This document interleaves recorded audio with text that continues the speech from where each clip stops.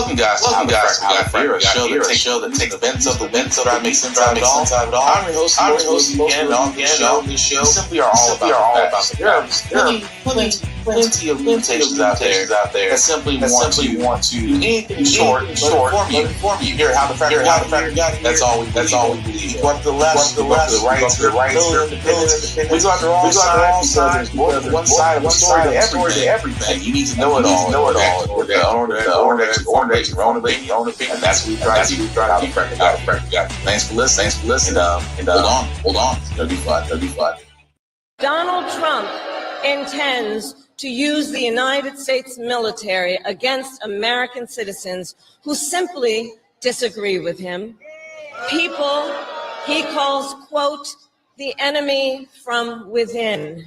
America, this is not a candidate for president who is thinking about how to make your life better. This is someone who is unstable, obsessed with revenge, consumed with grievance, and out for unchecked power. And Donald Trump intends to use the United States military against American citizens who simply disagree with him. People he calls, quote, the enemy from within. America, this is not a candidate for president who is thinking about how to make your life better. This is someone who is unstable, obsessed with revenge, consumed with grievance, and out for unchecked power. And she was right. Thank you, Don Lemon. I appreciate it. But yes, she was right. Today's date, August 27, 2025, and this is how the Frack We Got Here. I'm your host, the most Will Buchanan. On the Frack We Got Here, we do take the events of the week and try to make sense out of it all. Before we get started, guys, let you know that we do pride ourselves on being a news podcast. We only cite from the most reputable sources with award-winning journalism. We do not do sensational news like Fox News, The Daily Beast, The Blaze, wherever extreme left or extreme right you get your views from. We simply don't do that. At the same time, we do try to watch our language, but let's be honest, words do fly on this show.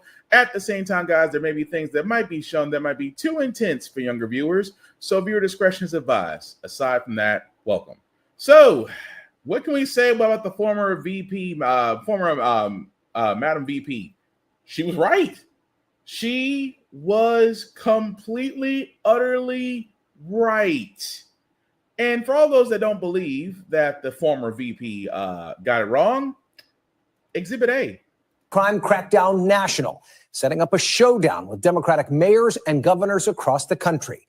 Today, 2 weeks after federalizing D.C.'s police force and deploying the National Guard to the nation's capital, the president signed several new executive orders aimed at exerting further federal control over D.C.'s justice system and directing the defense secretary to establish, quote, specialized units in the National Guard to be ready to be deployed to address crime in other cities like Chicago, which the president seemed focused on as his next target, slamming the state's Democratic Governor J.B. Pritzker and chastising him for not welcoming the idea of federal deployments in the city.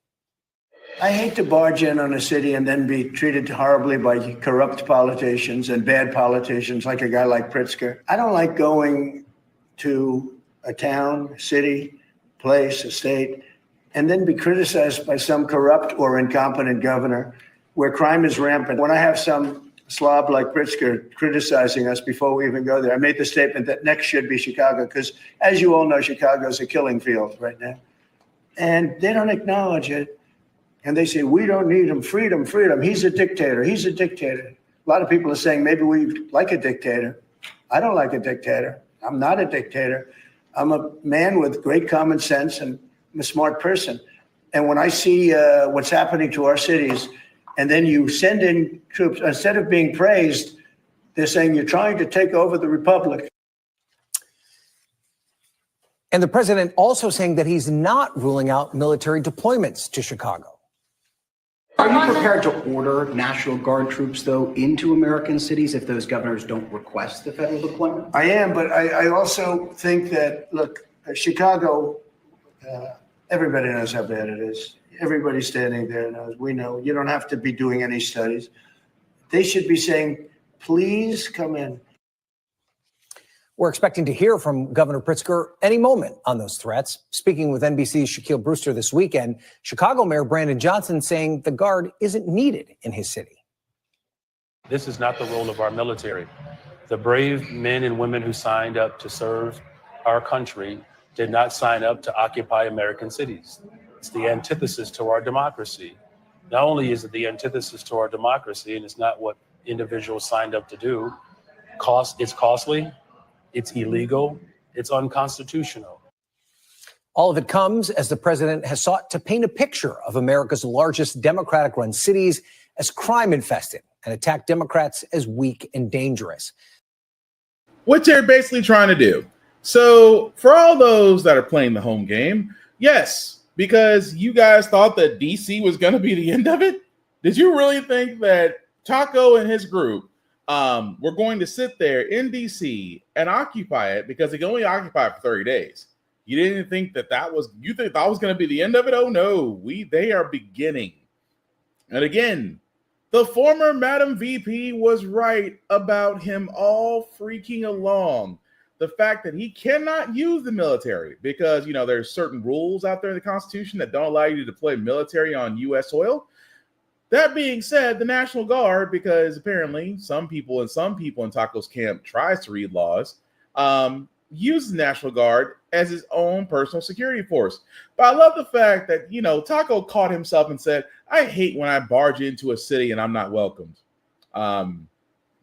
Again, just an analogy. If someone barged into my house in the middle of the night unwelcomed, they are not going to be greeted friendly, as they shouldn't be. You should treat them as an enemy combatant.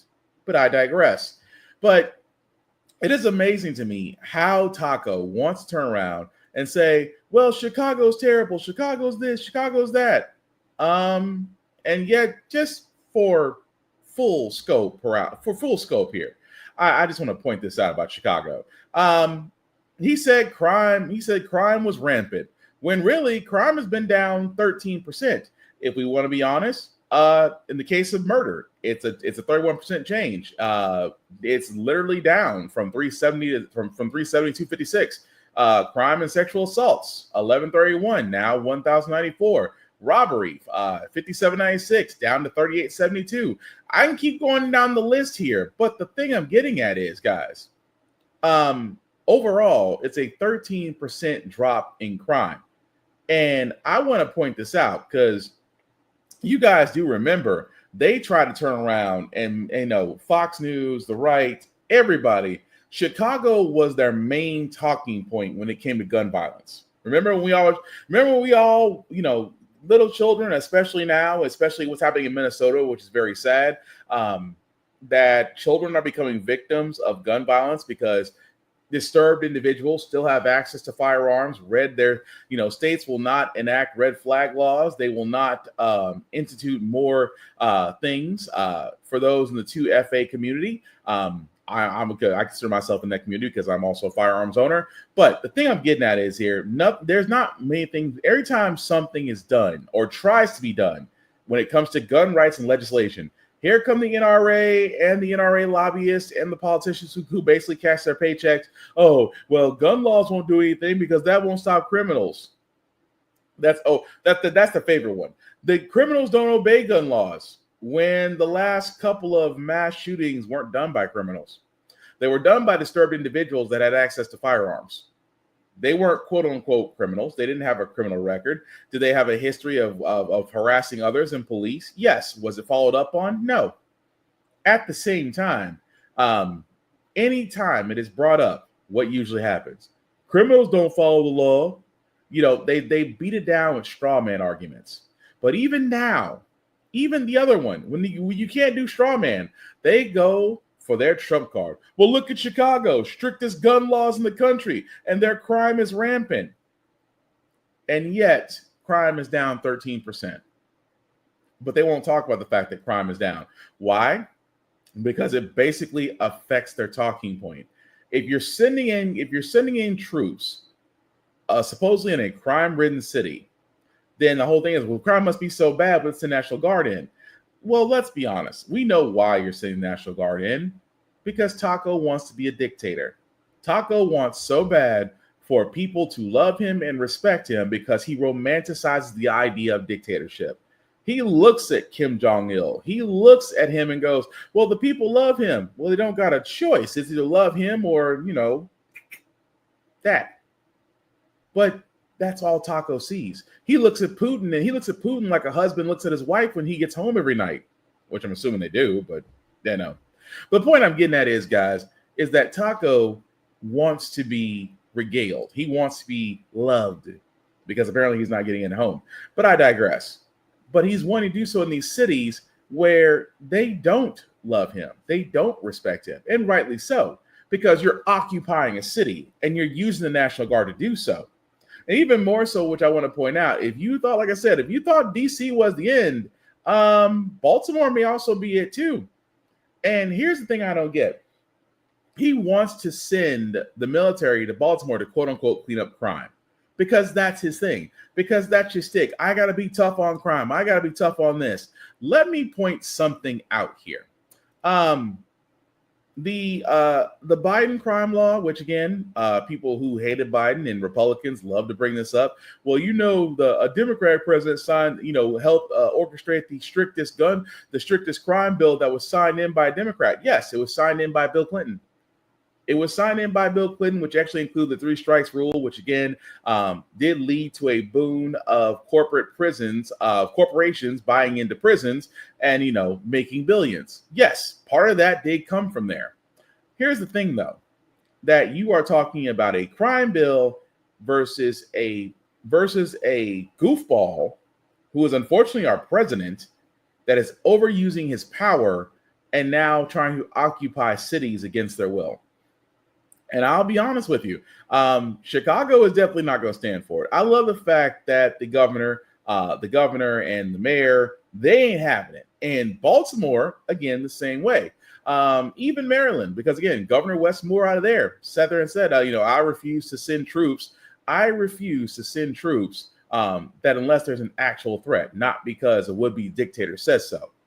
But that's the part where the former VP is 100% right about Taco. She is 100% right about him trying to weaponize the National Guard after he cried about the Department of Justice being weaponized against him, when really it wasn't. They were just following due process, the strictest of due process, because a man baby was crying about the fact that he wasn't getting justified, when really he was getting all the advantages that white privilege could afford him. Except that bruise on his hand, which we all know. Unfortunately, it didn't heal like that ear did when you get shot. Anyway, but that's not the only problem with the National Guard. The other problem with the National Guard is, and I called this from the last podcast, I freaking called it. If you expected the National Guard to be unarmed for very long, lasted about a week.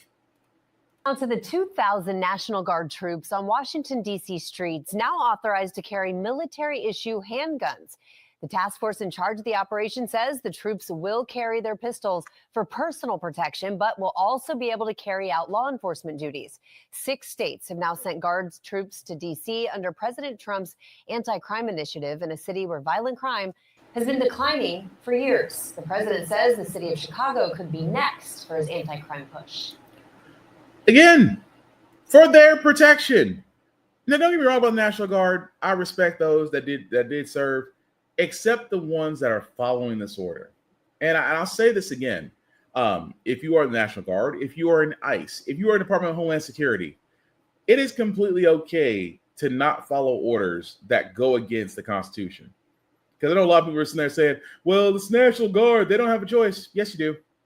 You can choose whether or not you want to follow orders or disregard orders. You can on all sides.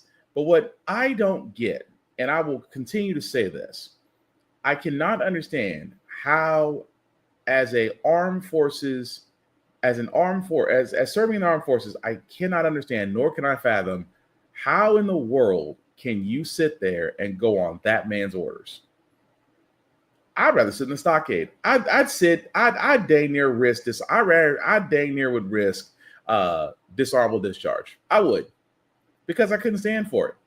At the same time, always drunk, never sober, Defense Secretary Pete Hegseth decided that, okay, now you guys need to be armed. Really? Oh, armed military personnel in American city. When has that ever went wrong? Because it probably will go wrong.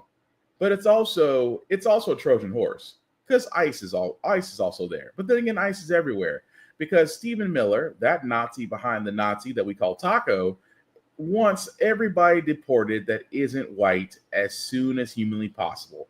So why else in a military-occupied city would you not send Department of Homeland Security and ICE agents there to pick up the undesirables, meaning people of color, and harass people of color? Because, like I said before, the last time I seen anybody get deported, they definitely were not of the pail or napkin variety. Tell me if I'm wrong. But moving right along with Taco, because he has his fingers in a lot of pies, unfortunately, but not on an exercise bike, he's very unhappy with his husband right now.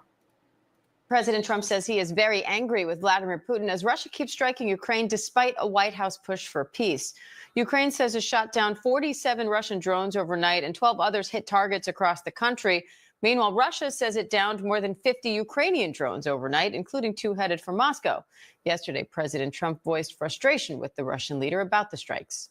Every conversation I have with him is a good conversation. And then, unfortunately, a bomb is loaded up into Kiev or someplace, and then I get very angry about it. But President Trump says he's still hopeful for a peace deal, and President Zelensky says he's ready to meet with Putin, calling it the format needed to resolve key issues. Now he says the same readiness is needed in Moscow. I just love the fact he said, I am very angry with Putin. No, you're not. Because when you see him every evening, you get the knee pads ready. Let's just be honest about that. At the same time, Putin has already showed you. And here's the thing I'll say about Putin in Russia. Putin has sat there and already showed you that what he wants from the Ukraine is simple. He wants land. There is no trade-off. There is no negotiation. He wants land. That's the reason why Russia invaded Ukraine in the first place. And Ukraine, rightly so, defending their home. And Taco, considering himself the greatest negotiator ever, is doing nothing. But I'm going to be angry at Putin because I'm trying to get peace and he's still bombing them. Because that's what he wanted to do from Jump Street, genius. At the same time, it's like you're trying to show that you're tough, but really you're as soft as a paper towel on a river. You really are. And Putin is going to keep rolling over you, just like Kim Jong-il will roll over you. Just like every dictator you fantasize will literally roll over you. And I give it to Ukraine. They are not backing down as they shouldn't be. But peace talks? No. We already know what Russia wants, and Ukraine is definitely not going to give it up. But Putin being angry at his husband is no different than, well, let me not say that because although I'm happy for that couple, I'm just not going to mention them on this podcast. You can go everywhere else if that's your ray of sunshine. But speaking of things that are just, I can't say I didn't see this coming, but this is the reason, another reason that I'm about to show you is why, above all else, when it comes to the office of the president, they cannot be isolated nor protected, nor given immunity on previous crimes before they were president. Because you guys remember that $500 million judgment that Taco and his family got for basically mortgage fraud, for a decade plus of mortgage fraud.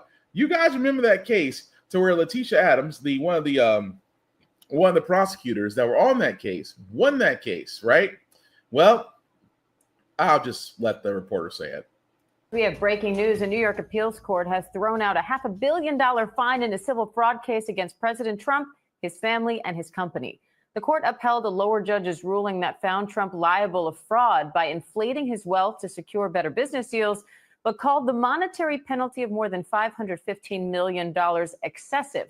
Chief Investigative Correspondent Aaron Katursky is here with more. So, Aaron, what went into this decision? This is a 323-page opinion from the Appellate Division's First Department, and the judges are not in agreement here, but it appears they have found that after a 3-month trial, the judge, this was a bench trial, the judge, Arthur Engoron, correctly found that Trump, his eldest sons, and his business perpetrated a decade's worth of business fraud by hyping the value of Trump's assets to include his apartment in Trump Tower. They said it was triple its actual square footage.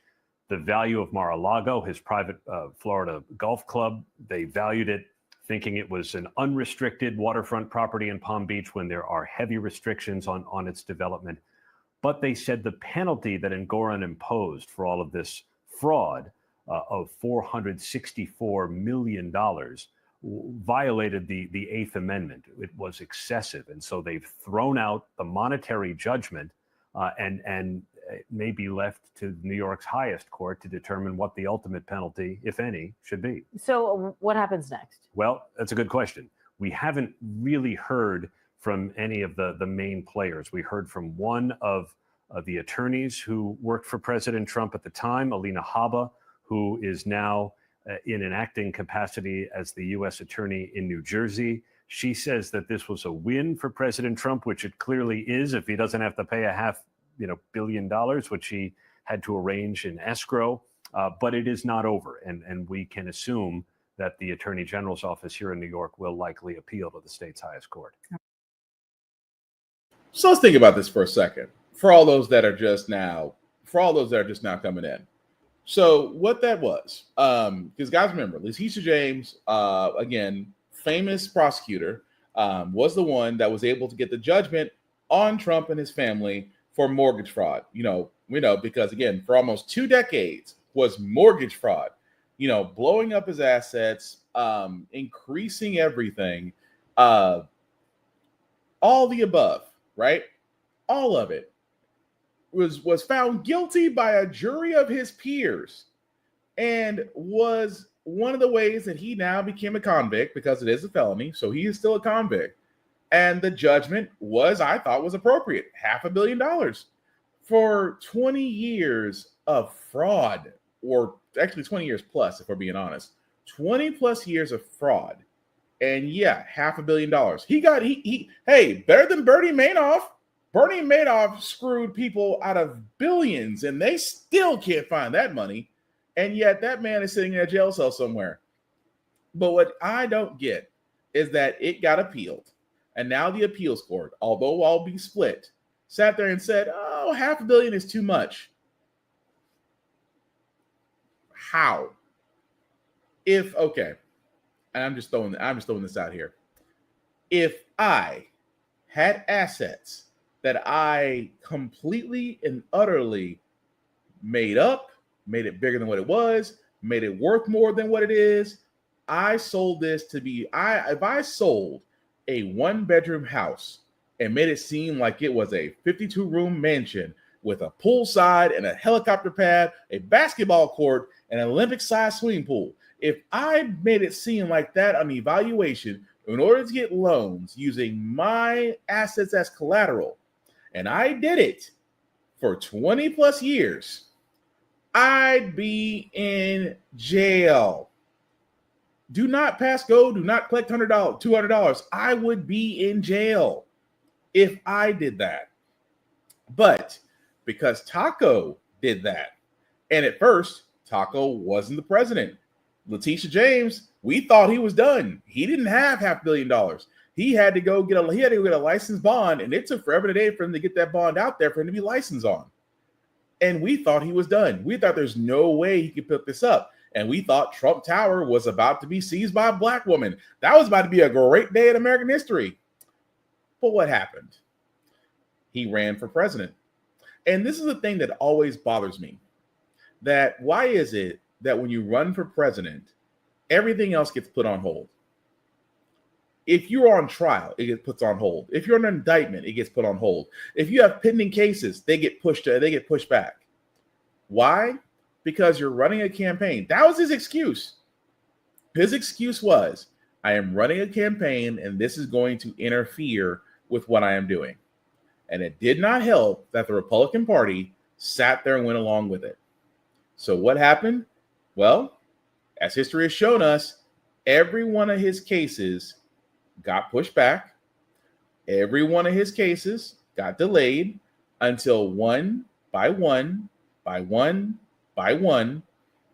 they either got dismissed They either got dismissed, they either got shut down, or in this case, it got thrown out. Now, does that mean? Oh, sorry guys, I got to fix my camera momentarily. Now, does that mean that he is going to be, his felony status going to be revoked? Obviously not. It's not going to be revoked. He's still going to be a felon.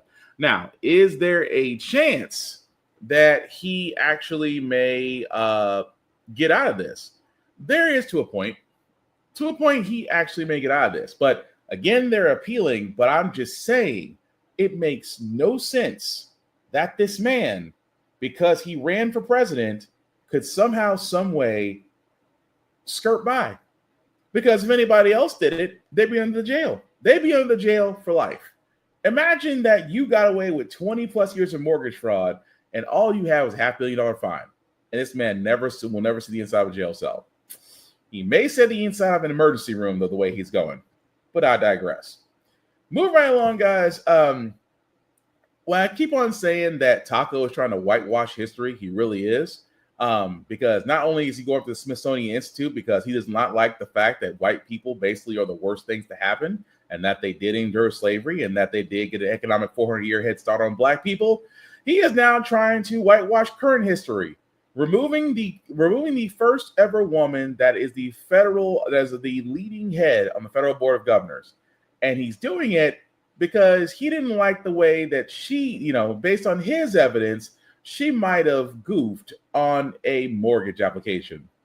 Cue the effing irony. A member of the Federal Reserve Board who plays a key role in setting interest rates. The president says there is sufficient evidence Lisa Cook made false statements in mortgage agreements. Now Cook's firing back, saying she will not resign and is promising to carry out her duties. Our Lionel Moise has the details. A major escalation in President Trump's battle against the Federal Reserve, an independent federal agency. The president now saying he is firing Federal Reserve Board Governor Lisa Cook, claiming there's evidence she made false statements on her mortgage agreements. In a letter to Cook, Trump writing, "I have determined that faithfully executing the law requires your immediate removal from office." He vowed last week to remove Cook if she did not step down. What she did was bad. So I'll fire her if she doesn't resign. Cook firing back overnight, saying, President Trump purported to fire me for cause when no cause exists under the law, and he has no authority to do so. I will not resign. Cook has said she learned about the accusations through the media and says they're based on a mortgage application 4 years ago before she was on the board. This latest shakeup comes as the president has for months pressured the Fed and its chairman, Jerome Powell, to lower interest rates to boost the economy. Well, I'd love him to lower interest rates. Trump's latest battle with the... And that's the part right there that I want people to catch. The part that I want y'all guys to catch on that was basically her where she's at. For all those who know, Lisa Cook is the first black woman to be on the Federal Reserve Board. Federal Board. She actually also leads the Federal Board of Governors. Now, the reason why that position is important leads to the Federal Reserve because Jerome Powell, the leading chairman of the Fed, basically they decide, if interest rates will go up or go down, depending on inflation, depending on the economy. For all those that have been watching this podcast, that I'll point out Taco hates that man because he and the board, he and the Federal Reserve have yet to decrease the interest rates, which is what he wants. They're keeping the interest rates high to stag off inflation, which is again freaking high because of Taco's tariffs and his stupid ass bill, and the Republicans have passed. So therefore, interest rates are still high. Now, where does Miss Cook come into this? Miss Cook is an influential person on the Federal Reserve. Because of that, she is now a target. Why is she a target? Because Taco has figured out he cannot fire Jerome Powell. He also has found out, or will find out very soon, he can't fire Lisa Cook. Why? Because the president does not have the power that he thinks as a dictator that he can fire anybody he wants, not without just cause. Because I love that he sat there and said, well, I have evidence. Really? Where is it? Because if you have evidence, the attorney general, your lapdog, Pam Bondi, would be the one indicting Ms. Cook and removing her from office, if you had the evidence. But I just love the fact that he just sat there and said, well, it's based off a mortgage application that she did 4 years ago. Really? Are you really the best person to be talking about mortgage applications and thinking that somebody might have fudged the numbers to make them look better? Are you really the person that should be talking right now, Teacup? That's all I'm saying, Teacup with tiny hands. But again, I love the fact that Lisa Cook is sitting there saying, I'm not going to freaking resign. If you got me, show it. But I'm going to keep doing my job, and there's nothing you can do about it. And I love the fact that she's actually standing up. I really, truly do. Because again, in order for us to actually fight what's coming, especially in the midterms, you're going to need people to stand up and actually fight. At the same time, again, I don't trust Taco on anything he says, nor his administration, because there's this little thing called evidence. You don't have it. You just don't want to. You basically want Ms. Cook out the way because you're trying to really deconstruct the Federal Reserve to the point to where you're hoping they're going to do what you want them to do. I'm sorry, they're not. But again, I digress. Moving right along, guys. I got to cover this story because number one, white people are funny. At the same time, I understand two things from the story I'm going to say before, and I'm just going to show the screen because you know where I'm going with this. Two things about white people I'll never understand. And I'm not saying all white people, but you know who you are. It is amazing how one thing will always get y'all riled up. But at the same time, something important y'all guys stay silent on. But let's just go ahead and play Cracker Barrel, shall we? Cracker Barrel is acknowledging mistakes and rolling out its rebranding campaign that has sparked a fierce public backlash. We could have done a better job sharing who we are and who we'll always be, the family restaurant chain says in a new statement. So when you just want more, Cracker Barrel has all the more. All the more. Earlier this month, the company replaced its logo, featuring this character known as Uncle Herschel in place since the 1970s, with this sleek, minimalistic logo. Cracker Barrel needs to feel like the Cracker Barrel for today and for tomorrow. But many customers and investors weren't buying it. Cracker Barrel stock plummeted after the announcement, the company losing $94 million in market value last Thursday. The company saying, while our logo and remodels may be making headlines, our bigger focus is still right where it belongs, in the kitchen and on your plate. Uncle Herschel will still be on our menu, on our road signs, and featured in our country store. He's not going anywhere. He's family. It's not just the logo changing. The restaurant's interior design is getting spruced up with more comfortable chairs and sleeker decor, but the company vowing to keep the rocking chairs, fireplace, and games. Some customers still not happy. One posting, "You kicked Uncle Herschel to the curb.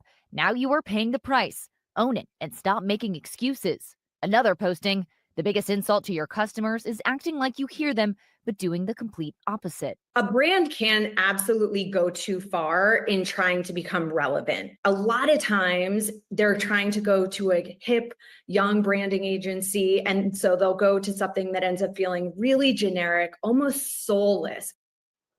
Experts say companies usually stick to a rebrand partly because they're so expensive. Cracker Barrel is... I'm sorry. I apologize. I'm sorry. I'm sorry. Okay, I know I'm supposed to be completely professional here, but Cracker Barrel? Really? Cracker Barrel makes one change. It's not the fact that it gives you Sundown Town vibes. It's not the fact that anytime you walk through the Cracker Barrel, you could immediately feel the racism. But because the Cracker and the Barrel, shout out to Ace Vane. If you know who Ace Vane is, look him up on social media. He's funny as hell. But they remove the Cracker and the Barrel. They go to a minimalist sign. And let's be honest, white folks lose their doggone minds. I'm like, you know what you did? You made Cracker Barrel, you made it woke. I don't like my Cracker Barrel woke. I want my Cracker Barrel racist. Put Uncle Herschel back on there with the cracker because the K was a whip. You know that, right? That's how they sound. And I'm just like, did the menu change? Because y'all go there for the crispy edges, stay for the, come for the crispy edges, stay for the racism. That's what y'all usually do. And it amazes me that, again, with white people, y'all will just crash out. I think it's the word the kids use these days. You guys will crash out over a sign. A sign. But then again, that's y'all guys' history. Bud Light had a trans person for their spokesperson, and you had grown men shooting up cans. You had grown men saying, I will never drink Bud Light again, burning cans. It amazes me so when John Deere sat there and said, we want to include DEI policies. What do I will never do a John Deere tractor again. I'm going to get a Honda. That's how they sounded. Because whenever something was inclusion, whenever something was a change, whenever there was something that didn't agree with people, they just lost their doggone minds. I'll give a better version. I'll give the greatest example ever. You guys, and for all those that remember, it was about 5 or 6 years ago. Remember the Colin Kaepernick Nike ad? Remember when Nike was making Colin Kaepernick, they signed him up as their next spokesperson? And they, the black, the Colin Kaepernick jersey, the endless memes that have come from that. And what happened? White folks lost their minds. Going on social media talking about Nike has gone woke. How dare you get a man that disrespected the armed forces? I'm gonna burn my Nike jersey and shoes right now. Nike already got your money.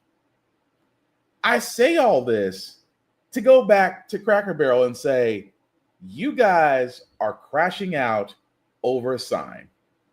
And that is how I know it is way too easy to start a cult in this country. All you got to do is find something that white people behold and take it away. I truly feel bad for you guys when more black people discover NASCAR. Oh, I can go around 500 laps driving 200 miles an hour and not get a ticket or get pulled over by police.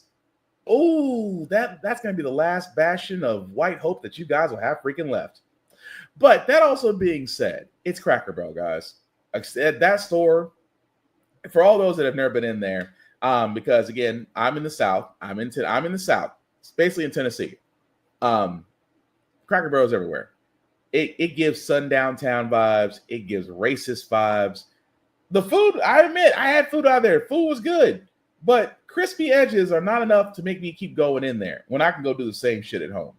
But the fact that folks are crashing out over Cracker Barrel's sign. Sign. Well, what about the decor? Can you find a seat in that mother? Can you sit down? Has the menu changed? The fact that you don't see Uncle Herschel, who is nothing more than a figurehead or a relative of the founder. There's no lore to this man. There's no story to this man. He just happens to be a relative of the guy that started it. That's it. But because you don't get the rocking chairs, you don't get the as close to Southern heritage as you can get without putting a Confederate flag in there, you people lose your minds. But let's call it what it is. And I'm gonna go ahead and say what it really is, because you don't want inclusion where you are. You don't. You don't want inclusion where you are. You want to go to your corners and say, this is you guys. Because you don't want to say this out loud. Cracker Barrel should be wide and wide only is what you really want to say. Because you don't want to include anything. You don't want things to change. Because, you see woke as this terrible word when really it's just a big ass misunderstanding on your part.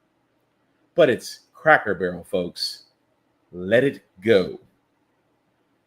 And enjoy your crispy edges. But moving right along, guys, I wanted to cover this next story as well, because if you guys shop at Temu, Shein, whatever the low budget stores are, which I'm assuming, don't get me wrong, have a lot of great stuff at low prices. You might be wondering why your shipments are a little delayed. This is why.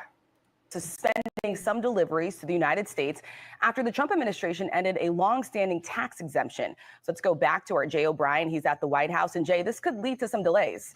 Yeah, Rachel, we're also tracking new headaches this morning for American consumers after a chorus of mail carriers abroad, from DHL's German service to private and public post offices in countries like the UK and India and South Korea, said that they would pause some or all U.S.-bound shipments. And it's just the latest in what's expected to be this long series of fallout from the president's executive order getting rid of this key lesser-known trade exemption that's officially called the de minimis rule. It allows for products less than $800 in value to come into the United States without being taxed. And the government said that that was unfair to U.S. manufacturers and created a loophole for low-quality products and even narcotics to come into the country. But without it, prices on this wide swath of U.S. imports, including on low-cost fast fashion brands like Temu and Shein, are expected to go up. This rule has in some form or fashion been in place since the 1930s, but it will now end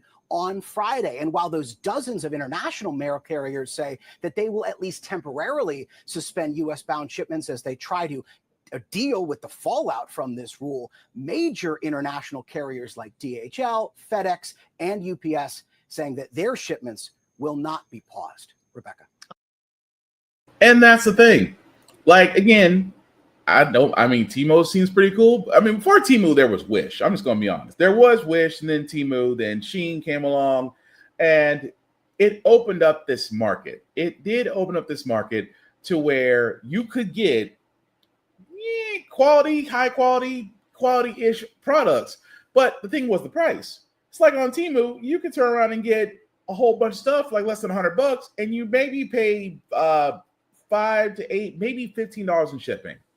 But it was better than what you're getting locally, to where you're paying 4 or 5 times that amount for the same thing, and the product would be crappy. And only Taco and his group would sit there and see, well, that's unfair. Well, manufacturing overseas has always been, it's been the king above all, because China, Indonesia, India, Japan, Korea, I can keep going. All those countries over there have got manufacturing down to a T. Their costs are low. They can pay people however they want. At the same time, they make bank by pushing their products back over to us, because America is not manufacturing, we're consumers. Literally almost 80% of everything that we have comes imported. That alone should tell you a lot. And because the very same people that are trying to remove the de minimis rule are the same ones that allowed it in the first place. So yes, for all those that do shop on Temu, for all those that do shop on Shein, for all those that do shop on those websites that do overseas shipping, hurry up. That's all I can tell you before they do decide to shut down. Because what's the alternative? They raise their prices and be no different than Best Buy down the street. And I'm sorry, I do love a good bargain, because right now everything is going up but my paycheck. At the same time, this does not, in Taco's world, says that this is going to it's going to inspire manufacturing. It won't. It won't inspire manufacturing. Same way, like you won't be able to get a steel boom again. We will never have a steel city. Shout out to Philadelphia, but we'll never have a steel city again. Motor city. Shout out to Detroit, but we'll never have a motor city again. Because most American cars are not built with American parts. They're built with parts from different countries, multiple countries actually. We won't get manufacturing back. And because now farming and agriculture is under danger, because again, Taco and his modern day Gestapo are rounding up everybody. Farmers again are having a little bit of a problem trying to get in crops and get profits. Hey, it's 2016 all over again, the first time Taco did this. But we shouldn't be surprised. But yes, if you are one of those ones that do shop on those sites, might want to hurry up. That's all I can tell you. Also, guys, again with Taco, and this is why I say why Taco is senile and he only follows what he watches on Fox. Case in point, remember when Taco had this whole thing about foreign students going after Harvard and all these other spots that are welcoming foreign students in over American kids and trying to say that they're being favoritist? Well, you remember how I called Taco a teacup about a few minutes back?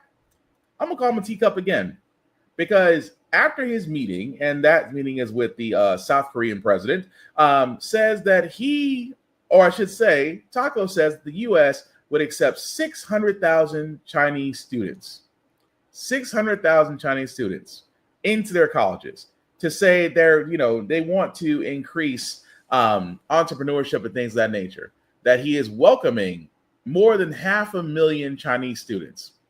And again, if you think conservatives are worshiping the golden calf, some are pretty pissed. I say it'll probably last about a day. Because Marjorie Taylor Greene, who thinks that she has an opinion, and Laura Loomer, who's basically the mean girl for the talk for administration, are also there saying this is a terrible idea. It shouldn't happen. All the things that we've done to make sure it doesn't happen. It just doesn't make any sense. So bear with me for a minute, guys, because we're going to go to Fox. And I know it's Fox News. Bear with me, because the reason why I say bear with me is because Laura Ingraham, right, one of the three head douchebags over at Fox News, because Fox News is not a real news station, it's an entertainment network, asked the Secretary of Commerce, Howard Lutnick, to explain Taco's latest dumbassery. This is how I know, even for a fake ass troglodyte, because not the word I want to use, but it's the closest thing I got to compare Ingram to. Look at her face as she tries to literally softball this one. An issue, Mr. Secretary, for, I think, the base of the Republican Party, certainly for the Ingram angle for many, many years, conservatives, is this idea of foreign students coming to the United States and taking spots that would normally be, obviously open to American students. The president addressed this issue as part of the Chinese trade deal, which might be in the offing. Watch. We're going to get along good with China. I hear so many stories about we're not going to allow their students, or we're going to allow their students to come in. We're going to allow, it's very important, 600,000 students. It's very important. Mr. Secretary, with all due respect, how is allowing 600,000 students from the communist country of China putting America first? Well, the president's point of view is that what would happen if you didn't have those 600,000 students is that you'd empty them from the top. All the students would go up to better schools, and the bottom 15% of universities and colleges would go out of business in America. So his view is he's taking a rational economic view, which is classic Donald Trump, looking at higher education and saying, but why are you until helping we Harvard? modify that. Yeah. Let's, there is no way. The mental gymnastics out of that. So you're saying you're going to Reaganomics by bringing in 600,000 Chinese students, that somehow you're going to bottom out the 15% of U.S. colleges. This does not compute. And again, Howard Lutnick, U.S. Commerce Secretary, for what he is, he's an idiot. He has to do his best, because I can guarantee above all else, it doesn't make sense, because again, his base, we don't want foreigners here, and now you're welcoming in by the boatload, no pun intended. And it is amazing how he's trying to say this is a double-edged sword, because as Miss Ingram tried to point out, well, why doesn't he help Harvard? Because he wants to settle with Harvard. Harvard was one of the freestanding colleges that looked at Taco and said, hell no, we won't go or do what you want us to do. F you. Hence why he's saying, oh, well, we'll settle with Harvard, but they have to pay us $500 million on a settlement. Do you see what I'm getting at here? What Taco's trying to do on so many levels? That for the simple fact of the matter is, you as a commerce secretary couldn't even give a rational explanation. That didn't even sound. I'm thinking, because a lot of things, myself included, whenever I do speak, I can think about it and I say it in my head. Like if I say it in my head or I say it out loud, if I'm by myself, so don't people think I'm crazy, is how does that sound? Because if it doesn't sound rational to myself, it's not going to sound rational on a network that's designed to be state news, that is supposed to make me look good, that is trying their hardest to make me look good. And even then, I still sound like an effing idiot because he did. At the same time, I love Laura Ingram's look because she's like, dude, you're not. And it's like, that's how you know you have royally effed up. But hey, I would love to see what MAGA says about this because, you know, their big thing is they don't want legal immigrants. But if you welcome Chinese, does that make you a hypocrite? I'm just saying. But another thing we need to point out, because we do got a couple more stories before we get to our feel good segment. This is what worries me. Because again, Taco's trying to be everywhere. Even in this case, where for all those that don't know intel, that the U.S., as far as a country, or I should say, as far as Taco's administration is concerned, has taken 10% stake in Intel. Because again, Taco wants to have his fingers in every pie. Because if you guys see right there, that is Lutan, who used to be the former CEO of Intel Corporation until he was linked to Chinese influence, therefore has stepped down. And because of that deal, the U.S., specifically the Taco administration, now has 10% stake in Intel. And it worries me for an American technical company that 10% of it is owned by the U.S. government. At the same time, Taco will sit there and try to claim it as his own. Because that's the problem I have with this. The problem I have with that is Republicans always just say, well, we let the market do what it does. It has the invisible hand of the market will take care of everything. And yet at the same time, what do they try and do? Take over businesses, take over HBCUs. Because here in Tennessee, Tennessee State University and HBCU, the local Nashville Legislative Council have tried for decades to go after TSU. They tried for decades. Won't go after Fisk University, also an HBCU. They won't go after Vanderbilt. They won't go after Belmont University. They won't even go after UT Knoxville or UT Chattanooga or UT Martin. They won't even go after Austin Peay. They won't even go after Tennessee Tech out in Cookeville. But they go after the one area because that's what I'm pointing out. They want to privatize. And then they want to be like vultures and take it apart. This is why I am saying Intel having 10% of that is literally the beginning of the end. Now, I could be wrong. I could be completely wrong, and their 10% doesn't have much influence on it. But as you can see, Taco made one comment about the CEO, and then weeks later, the CEO is resigning, and now the U.S. on good old Uncle Sam has a 10% stock in Intel.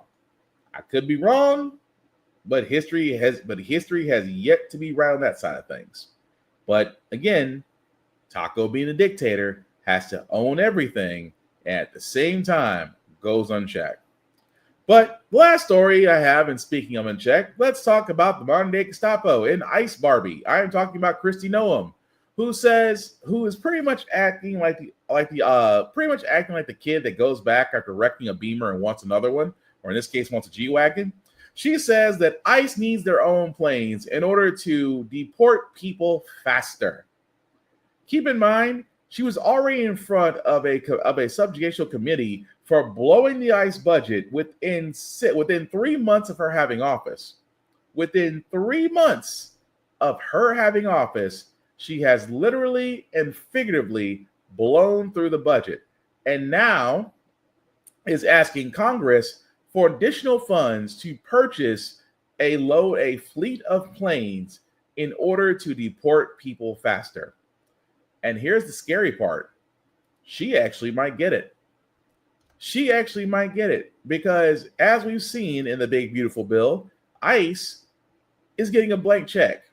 ICE is getting a blank check right next to the Department of Defense, which, by the way, the Department of Defense has never, and I do mean never, passed an audit. Trillions of dollars has went through the Department of Defense, and they can't account for a single goddamn penny. But at the same time, ICE may actually get it. And that's the scary part. That's the part that I'm worried about, that they can turn around and they can actually get. Because ICE right now is doing Stephen Miller's job. ICE right now is pretty much trying to sit there and say, above all else, this is what we want to do. And because Trump set a mandate and Stephen Miller is trying to get within good graces, so what do? They're going to turn around and give it to him. And that alone screams volumes. And I do mean screams effing volumes. But alas, we should not be surprised. We're just going to see what happens. How can I put this ever so nicely? Well, if you've seen the way Trump is, he may make it, he may not. It's like watching Dean Cain. It's like watching a former Superman go through an obstacle course.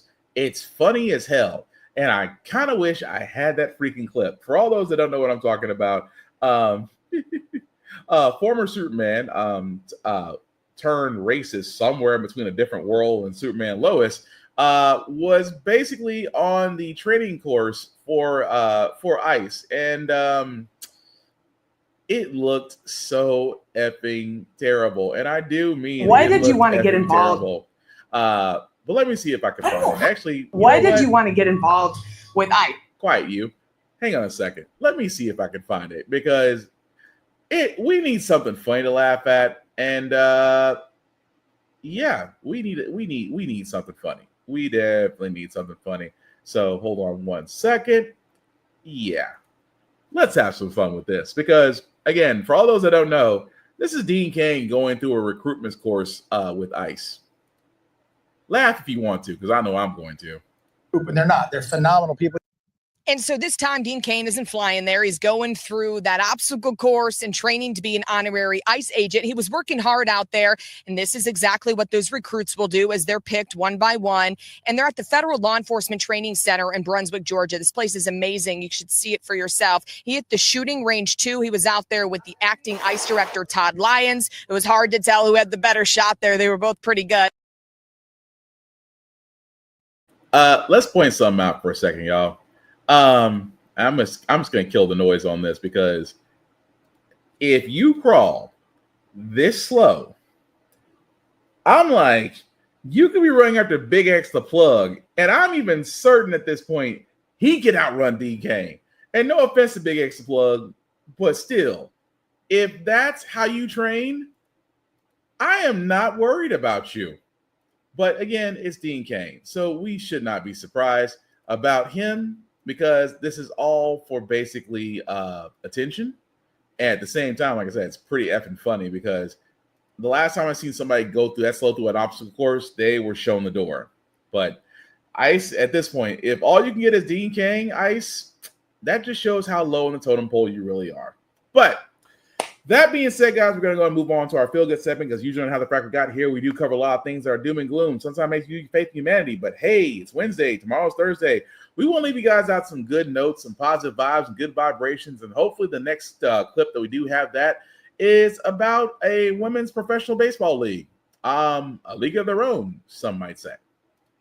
Tonight, it's been a while, but it's high time for another league of their own. A swing at history. Today in Washington, D.C., tryouts for the new professional baseball league for women. Over 600 of the best female players representing 9 countries showcasing their skills. Pitching, hitting, sliding, and catching.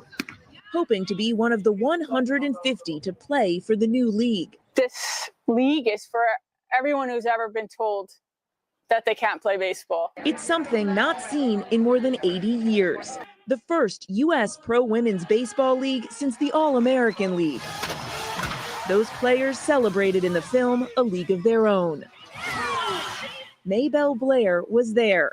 Today, now 98 years old, back in the dugout, cheering on the next generation.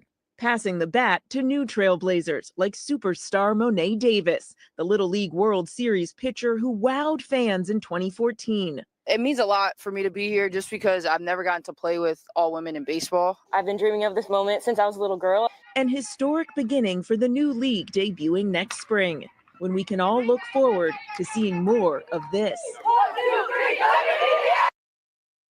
I'm all for it. There's nothing else I can say about that.